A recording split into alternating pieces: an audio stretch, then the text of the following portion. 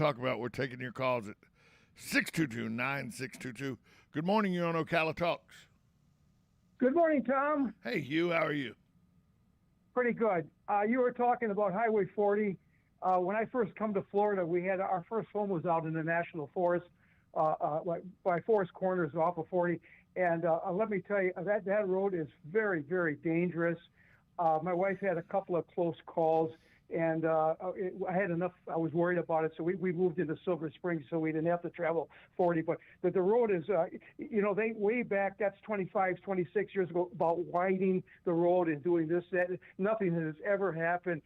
You got bears crossing the road, you got deer, you got turkeys, and let's say you have a driver that's driving the speed limit, whatever it is, and everybody else has got to go 10, 15, 20 miles faster, and you get a chain of cars like that trying to pass on that two-lane road. It's just, it's a nightmare, and if they ever wanted to do anything about roads in this state, let them do something with Highway 40 and widen it. Well, the problem with widening, Hugh, and it's been debated back and forth, is conservationist and it being in a national forest. There's pushback because of where it's located in a national forest that the roads, you just have to deal with it. We don't want to mess with the habitat of any animals or anything. That's what conservationists will tell you. And so that's been the ongoing struggle to, widen 40. They'll tell you there's passing lanes, there's enough there. It's not, but you're right. To me, it's one of the most dangerous roads I travel. It's scary sometimes the way people take chances getting around other cars and everything on that road. Absolutely. And if you want to go to Daytona Beach, where else are you going to go? You're stuck. You got to go on 40 almost, Unless you go way out of your way, you got to go to 40. Right. You're entirely correct. And, I'm talking 25, 26 years ago, the traffic now, I drove out there a couple of weeks back to visit an old neighbor of mine out there. I couldn't believe the traffic on that road compared to what it was 25, 26 years ago. I mean, it was just car after car. The only time and everybody wants to make up. The only time to travel that road is at like 6 in the morning or, 12 at night. But then you got, at that time, the traffic's not bad. But you got to worry about bears running across the road. You got to worry about deers running across the road. There's all kind of other obstacles you got to worry about then. Another big problem, you got to worry about fog. Oh, yeah. And because I know how many times that I was going to come in town early in the morning for whatever, and I said, no, it's too foggy. I'm staying home until the sun burns it off. So you've got all kind of situations with that Highway 40. So I don't know, why can't they just, widen it and then fence it off real good on each side so you don't get any animal traffic back and forth? Once again, conservationists will tell you they live on both sides of the road. The road dissects their house, not vice versa, so they don't want you to restrict the movement of animals across the road. I'm just telling you what the other side says, Hugh. That's what the other side says. Yeah. I would probably imagine a safe time to travel, that would be like you say, early in the morning or maybe like Sunday morning or whatever, but never at night, and especially real early in the morning because you get a lot of ground fog out there. We moved back to Silver Springs just to avoid it. My wife had a couple of close calls, and she said, that's it, we're moving in, and we did. So we ended up in Silver Springs, which was also a very good move, Right, but you're right. Highway 40, there needs to be something done to it because it is the most direct route from our area to Daytona, and it is dangerous beyond belief sometimes, the way maniacs and the way people drive on it. Yeah, it's not going to get any better with the population explosion. Certainly is not. Thanks for the call, Hugh. Okay, take care, buddy. That's a concern. That Highway State Road 40 is there very limited passing.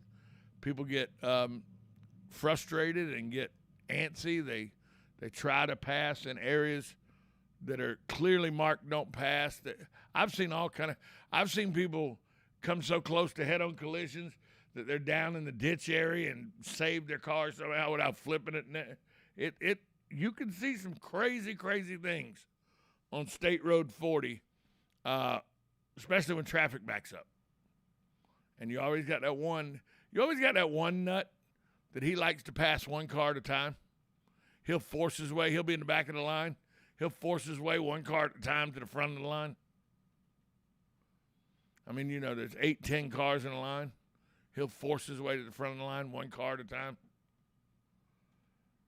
There are passing lanes on 40. Not near enough for my liking, but it's one of those roads you just have to understand that when you get on it, you're either going to be doing 65 or 45, and you just have to deal with it. Or you could cause some serious accidents. So it's one of those that you have to show restraint. That's why it's so difficult for me to drive down 40, is because very, very few times can I show enough restraint. Usually when I'm done riding on 40, when I get to where it goes 4-lane in the Ormond Beach area, I'm white-knuckled and so angry that you don't need to be around me for a while. That's why I try not to go to the East Coast. I like the West Coast better. And it may be the travel.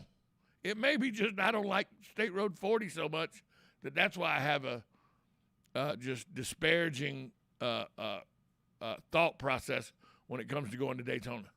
Maybe that's what it is. Maybe it's the trip over that I dislike so much that it makes me dislike Daytona. Maybe that's my issue with the East Coast versus the West Coast.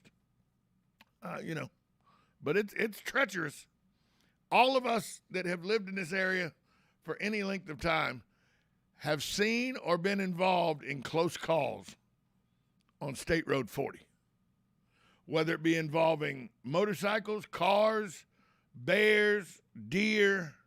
We've all seen or been involved in some close calls on State Road 40. And it begins right there at the Ocala River Bridge. That's where the treachery begins, and it doesn't let up until you get almost all the way to Ormond Beach. So I agree with Hugh. Something needs to be addressed about that road, but I don't think you're ever going to widen that road because it goes through the National Forest. It goes through the Ocala National Forest, and I don't believe you're ever going to get enough politicians to go to bat for you to let the DOT or the federal, because it's a national forest, the DOT has to get permission from the federal government. There's all kind of red tape that would have to be weeded through to widen 40 from Ocala to Ormond Beach. Something that I think is way overdue, something that definitely needs to be done, but I think it's almost an impossibility. We're going to take a break. When we come back, we'll talk about the Parental Rights and Education Bill, House Bill 1557, that's now headed to the governor for his signature. We'll talk about that next, right here on 1370 AM, 96.3 FM. This is WOCA, The Source.